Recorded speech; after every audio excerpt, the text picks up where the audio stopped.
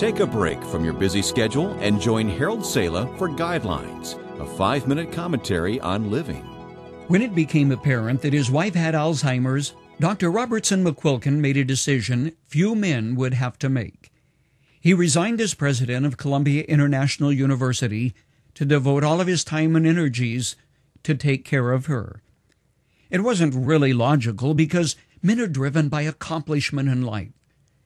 When a man suffers a serious illness, statistics are that 4 of 5 women will stay by their husband.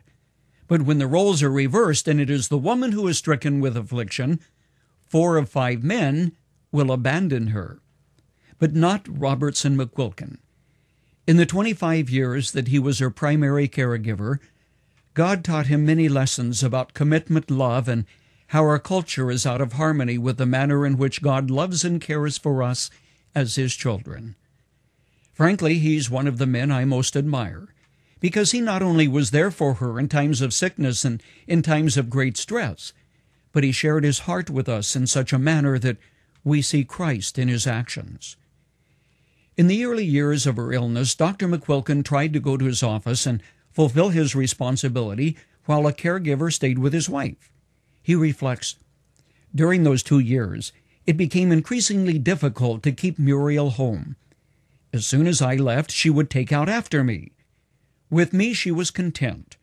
Without me, she was distressed, sometimes terror-stricken.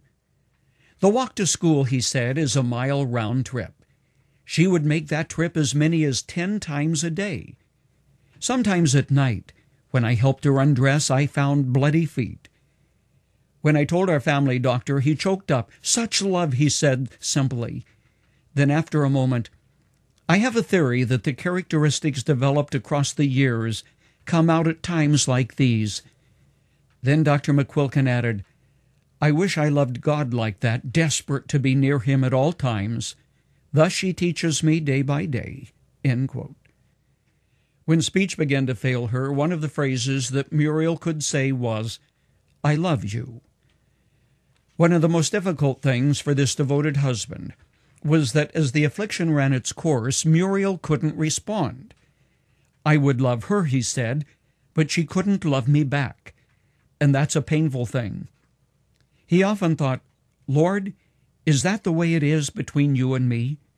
You pouring out your love and care so consciously, and what do you get back? A brief salute in the morning. We connect, grumbling when I don't get what I want, when you don't do it in the way I like." How sad for him. It was his integrity and love for his wife that led him to give up a career, not out of a sense of guilt or economic necessity. In reflecting on what the life of this man taught, which could never be learned in a classroom, I'm immediately drawn to the commitment of his love, which was completely unrequited. So much of our love is tit for tat. In other words, when you love me, then I respond in kind. But when you stop returning my love, the deal's off. Have you ever considered what might happen should God choose to love us in the way we love each other, and usually Him as well? Paul put it that God demonstrated His love for us while we were yet sinners, and that Christ died for us.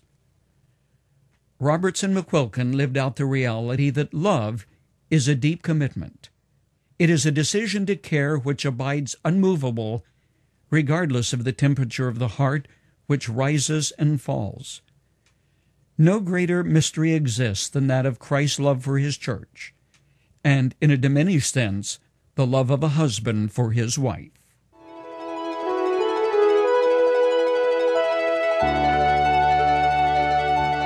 You may know someone who needs the commentary that you just heard, someone struggling with this very issue.